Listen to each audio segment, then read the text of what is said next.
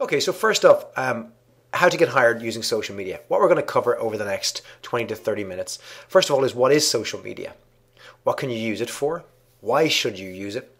Which social media sites should you use? And we're going to cover the basics with regard to LinkedIn, Facebook, and Twitter. And then we're going to get started on LinkedIn. And that's going to cover this session, and we can do more then next week. So first off, lots of definitions out there for what social media is. Here's some of the ones I particularly like. One is consumer-generated media, which I think covers quite well what social media is. Media for social interaction, not bad.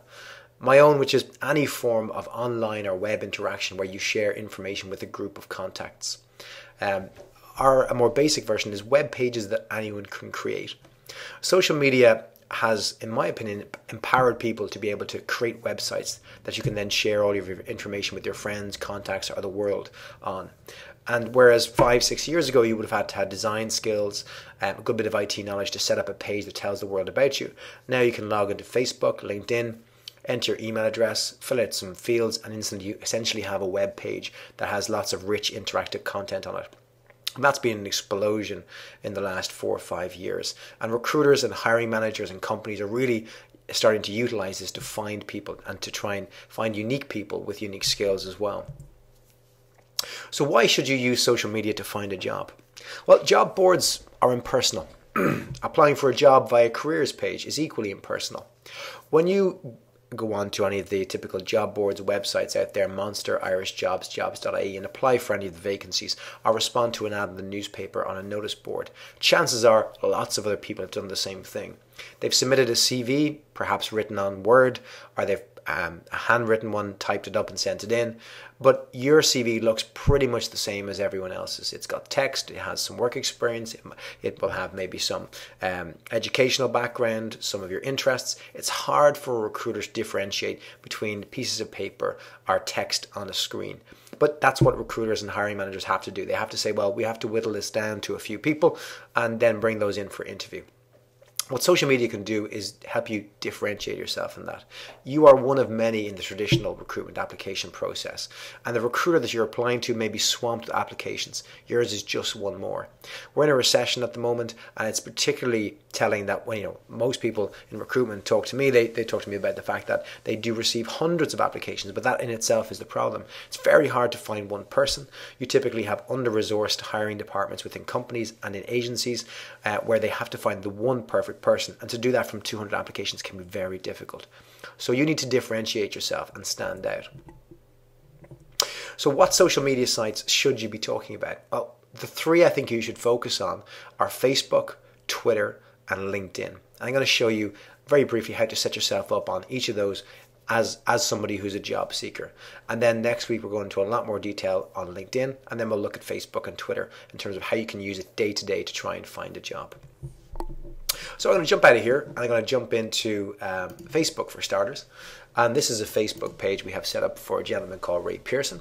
And Ray's on Facebook. He's got a handful of friends, not a huge amount of friends. And he's got a basic enough bio.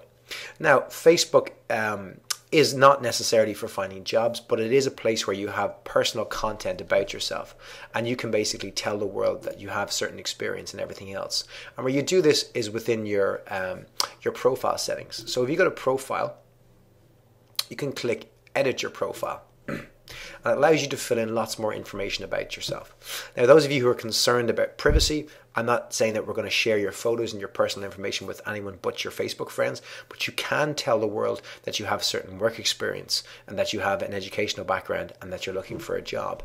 And where we can do that is under education and work, which you'll see here on the left hand side. So I've only gone into Facebook, I've clicked my profile, edit my profile, and now I'm at education and work. And I can fill in any employer that I've worked for. So if I say I work for Social Talent, great. I can add Social Talent. If it was a company that already existed, such as Microsoft or Sun Microsystems, etc., it will prompt you and it will categorize you under that. But let's say we work for an Irish business that isn't categorized globally like that. So add Social Talent. My position, I can say I am a recruiter, and if you see that there are default job titles that I could choose, or I could choose my own text. And this is how people find you. So I say I'm a recruiter. I'm in Leakslip. And it drops down Leakslip. Again, it's defining places that are being predefined on Facebook. And I currently work here. And I've worked here from, let's say, October of last year. And I can add that job. Now I can add a description with that job as well.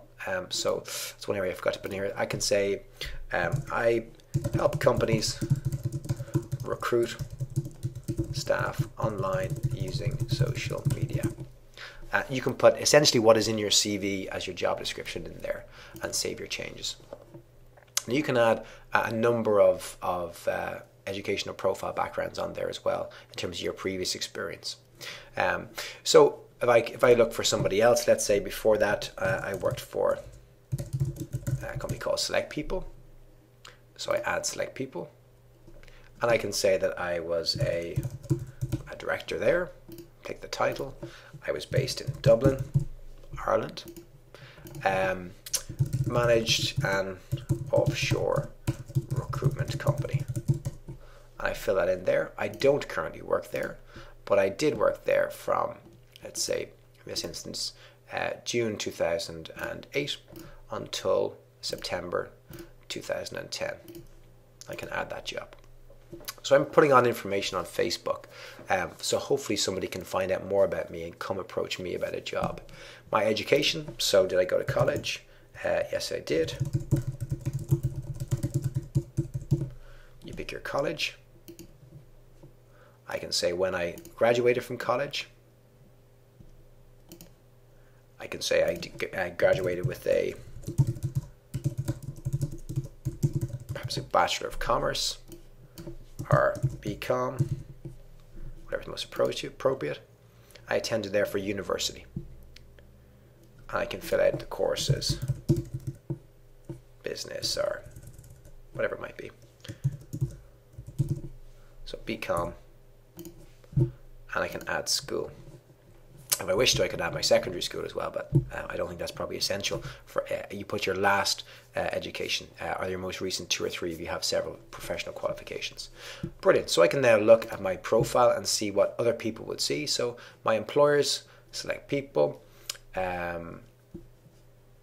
social talent hasn't been picked up correctly there, but I have this duplicated. So let's just delete one of these guys off here because it's up twice here. But I'm going to go back and look at my profile. My education and work is listed there, which is fantastic. Now I need to basically share that with the world. So where I do that is in my privacy settings. So in my privacy settings, this is where you share who sees what you're doing. If you click on the connecting on Facebook section here, if I can view settings there, there's an option for see your education and work. And by default, it's probably clicked on friends only, for example. So if we click everyone, that means everyone can have a look at my profile and see my work experience and my background, my education.